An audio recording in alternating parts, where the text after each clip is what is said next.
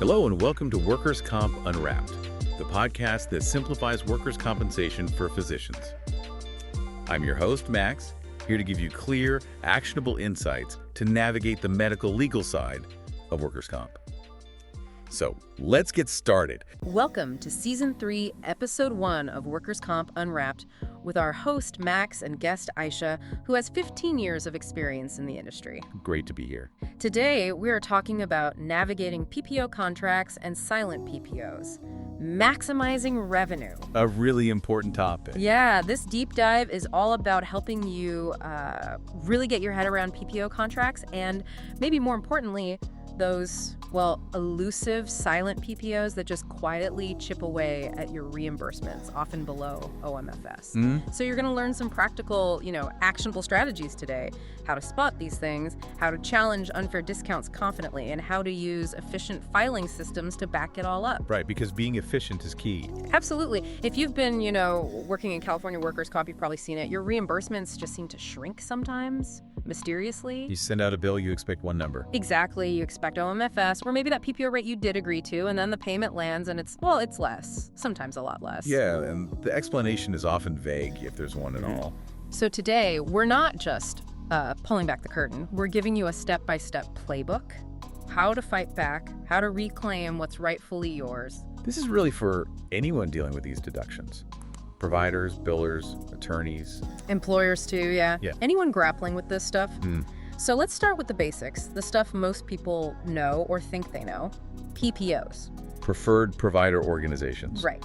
You, as a provider, you agree to maybe take a bit of a discount on your rates. In exchange for being listed in their network, the idea is you get more patients. Theoretically, yeah. More volume, lower costs for payers. It sounds on the surface like a fair deal, right? A cornerstone of managed care in California workers' comp. It can be. But here's where it gets, let's just say a bit murky, controversial even. Because sometimes that agreement you signed, it gets twisted. It's used against you in ways you absolutely never saw coming. And that brings us to the silent PPO. Dun, dun, dun. Exactly. Yeah. The name itself, silent PPO, it just sounds sneaky, doesn't it? It really does. So can you break that down for us? What is a silent PPO, really? And maybe the bigger question, how does it even work? How does it fly under the radar? Okay, so think of it like a phantom network. It's essentially a network that slaps a discount on your bill. Okay. But you, the provider, you never knowingly signed anything with them. So how are they applying a discount? They're piggybacking. Okay. They're leveraging someone else's contract, or maybe a contract you have with a totally different company, to apply that discount. All without your sometimes without you even knowing it happened. Wow. So how does that mechanically happen? Is it just mistakes or is there a system to it? Oh, it's absolutely systematic. It's often built on leasing agreements. Imagine you sign a BPO contract with, let's call them Network A. Network A, or maybe a clearinghouse they partner with, might then license or lease access to your discounted rates to Network B. Network B might then lease it again to Clearinghouse C. So now your bill goes to the payer, but it gets routed through Clearinghouse C. Who I've never heard of. Exactly. And they apply a discount based on your original Network A contract, even though you have zero relationship with Clearinghouse C. So my bill takes this bizarre scenic route. Totally. It's like this long, winding path through middlemen you didn't know existed, all just so someone can shave more money off your payment. It's like your payment went on a bizarre detour, picking up tolls along the way.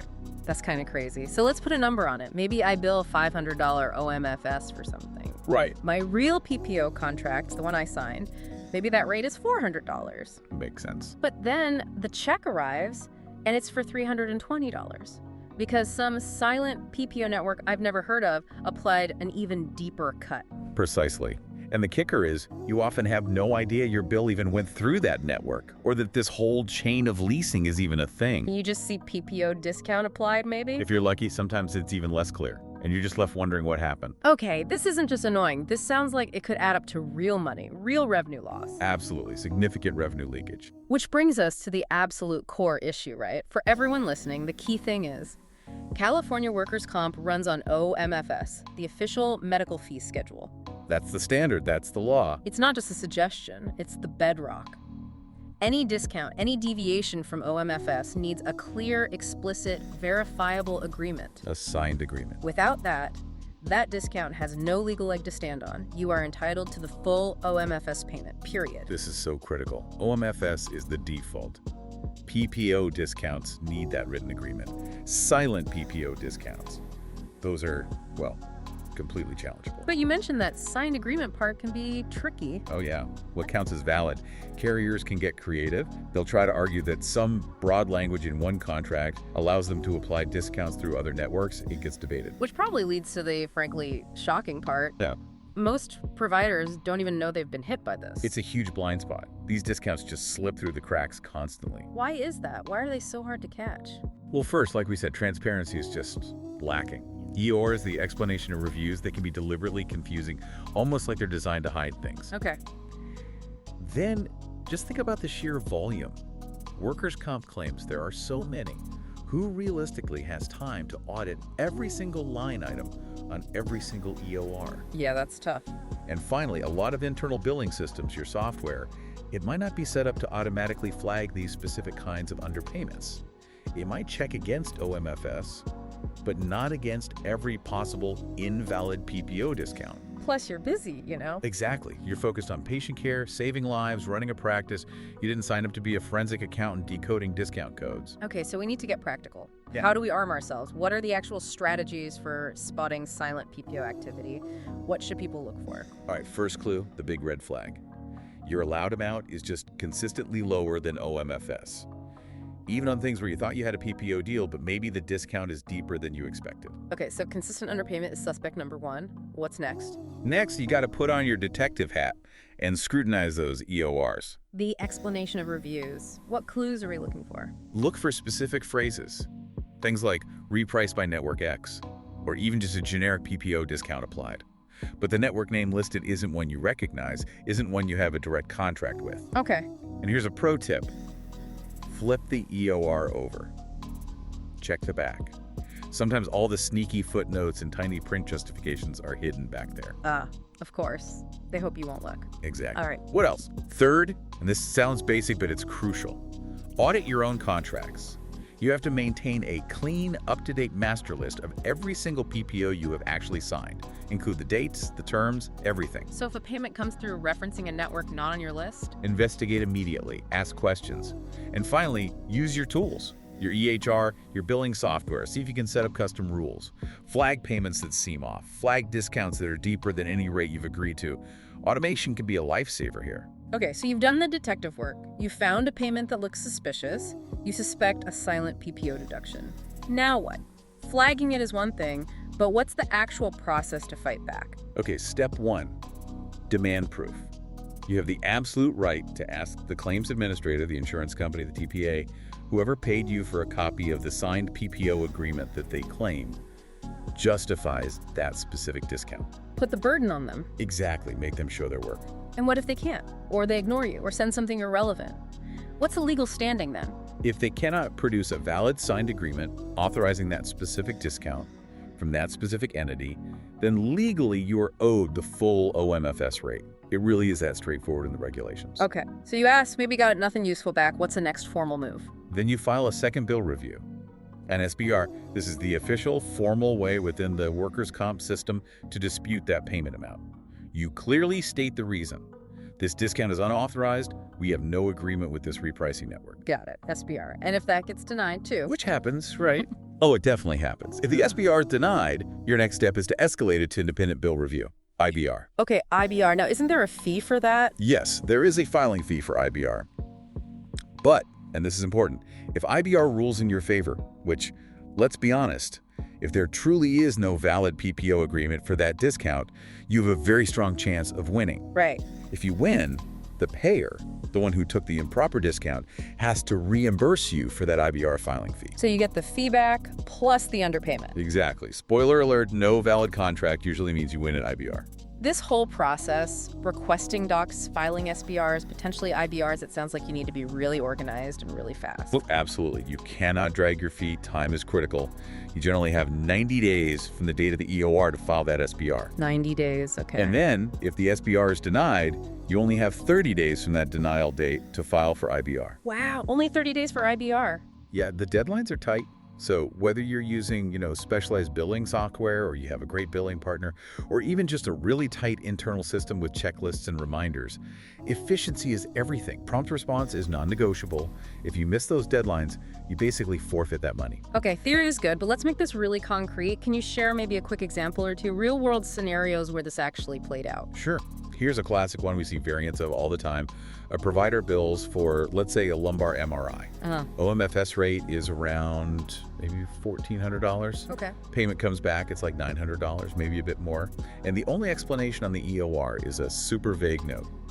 Repriced per PPO network. But the provider checks their list. Exactly. Checks the master contract list. No agreement on file with whatever network name was vaguely referenced on the EOR.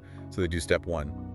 Request documentation from the claims administrator. Show us the contract. And the response? Crickets.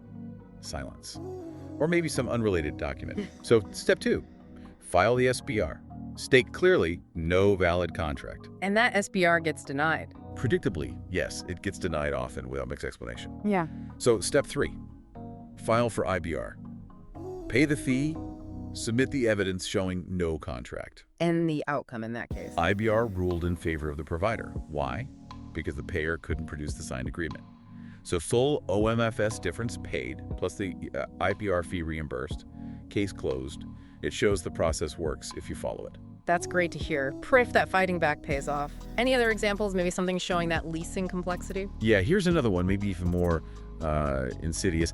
A fairly large medical group started noticing payments coming in, referenced by a whole bunch of different PPO network names they didn't recognize. Just a confusing mess on the EORs. Total mess. The billing team was tearing their hair out, so they dug in. Yeah. What they found was they had signed one PPO contract years ago with one major network. Okay, seems simple enough. But buried in the fine print, or maybe through subsequent amendments or just network practices, that one network had leased access to their rates to 5 other repricing companies and clearinghouses, completely undisclosed to the provider group. Wow, so their bills were getting bounced around this hidden web. Exactly. That's the silent PPO leasing playbook in action. And the financial hit. It was thousands of dollars in lost revenue every single month. Because for years, nobody was systematically flagging those specific network names on the EORs and asking, wait, who is this? Do we have a contract with them? That's a huge leak, just bleeding money because of these hidden agreements. So given all this complexity, all this volume, manually reviewing every single line on every EOR, like you said, it sounds like a nightmare. It's not really feasible for most practices, is it? No, it's absolutely not sustainable long term. Yeah. Let's be blunt. If you're not using some kind of system, some technology or process to systematically cross-check your payments against both OMFS and your known contracted PPO list, you are definitely leaving money on the table. Significant money. So technology has to be part of the solution. What kinds of tools or approaches are most effective? What have you seen work well? Well, the high-end solutions are things like custom billing platforms. They often have really sophisticated algorithms built in specifically to detect unauthorized discounts. Okay. You also see integrated OMFS calculators within practice management systems that can flag a low payment in real time as the EOR data comes in. That sounds useful. Yeah, or even dashboards. Tools that give you a visual overview of, say, claim aging, but also discount trends per payer, or problematic network identifiers popping up frequently. Yeah. Helps you see patterns. Gives you that bigger picture. But it doesn't always have to be a super expensive, complex software system, all right? What about simpler solutions? Not at all. Honestly, even something as straightforward as a well-organized shared spreadsheet, like a Google Sheet or Excel file that lists all your signed PPO contracts, their effective dates, maybe the key contact person. Just having that accessible to your billing team is huge. Just basic organization. Basic, consistent organization. And maybe the most important piece, regardless of the tool, training. Train your staff. Empower your billing team to recognize these patterns, to know which network names are legit and which ones need a closer look. Make them your first line of defense against these deductions. So it's tech plus people. Always. Tech helps you spot it. People need to know what to do when they see it. And, when you're facing pushback, always remember, lean on the law. The regulations in California are actually quite provider-friendly on this specific issue. That's a really important point. The law is on your side here, not the side of the silent PPOs. Exactly. We should probably mention the specific codes, shouldn't we? Labor Code, Section 4609. Yep, 4609. And also Title 8 of the California Code of Regulations, Section 9792.5.3. Right. Those basically say, in legal terms, that a PPO discount is only valid if there's a specific written agreement between the provider and the entity taking the discount, or proof the provider consented to that arrangement. And if the payer can't prove that agreement exists for that specific transaction, they owe the full OMFS rate. It's legally mandated. It gives you incredible leverage when you dispute these things. That's powerful. Are there other resources people can look at? Definitely. You can look up decisions from the Workers' Compensation Appeals Board, the WCAD. Sometimes they rule on cases involving unauthorized PPO discounts. Okay. Also, Maximus, the company that handles the IBRs, they publish precedent decisions. Finding IBR decisions that support your position can strengthen your case. Good tip. And don't overlook provider advocacy groups. Many of them track payers or networks known for playing these kinds of games. They can be a good source of intel. And I suppose if things really escalate, if you have a payer who's just repeatedly doing this despite challenges, then yeah, it might be time to talk to legal counsel, especially if it's a pattern of bad behavior. Sometimes a formal letter from an attorney is what finally gets them to stop. Okay, great advice. So as we start to wrap up this deep dive, let's try to boil it down. A quick checklist maybe. Your, let's call them 5 pillars of protection against silent PPO traps. Good idea. Let's recap. Okay, pillar 1. Know your contracts, keep that master list meticulously organized, know who you actually sign with. Absolutely number 1. Second, audit regularly. Don't just post payments. Actively compare what you were paid against OMFS and your known contracted PPO rates. Look for discrepancies. Be proactive, not reactive. Third, request documentation. Never, ever just accept a vague PPO discount note if you don't recognize the source. Demand the signed proof. Make them justify it. Put the burden back on them. Fourth, file SBRs and IBRs promptly. Use the dispute system. It exists for a reason, but you have to engage with it, and you have to meet those deadlines. Don't let the deadlines lapse. And fifth, leverage technology plus training. Use tools, simple or complex, to help you spot issues and make sure your team knows what they're looking for and feels empowered to escalate anything suspicious. Tech plus people. That's the combo. That seems like a solid action plan. And just to underscore the importance here, these aren't just, little accounting quibbles or technicalities. Right. This is about real money. Significant revenue leakage. Every single dollar deducted by a silent PPO without your consent is money that belongs in your practice. Money that supports your staff, your equipment, your ability to provide care. Ignoring these silent deductions is literally like letting someone pick your pocket one claim at a time. You have to fight for it. Couldn't agree more. Well, that brings us to the end of today's deep dive into navigating PPO contracts and finally shedding some light on those silent PPOs. Hopefully this gives everyone a clearer playbook. Yeah, we really hope this gives you the tools and the confidence to start reclaiming that lost revenue. And hey, if you've had experiences with silent PPOs, good or bad, or if you've successfully fought back, we'd love to hear about it. Drop us a message. Your stories help everyone learn. Definitely. Thanks for tuning in to Workers' Comp Unwrapped. Think of us as your, not-so-silent partner in decoding California workers' comp. We'll catch you next time for episode 302. Thanks for listening to Workers' Comp Unwrapped. If you found value in today's episode, subscribe and share with fellow doctors. Stay informed and keep making a difference in your patients' care.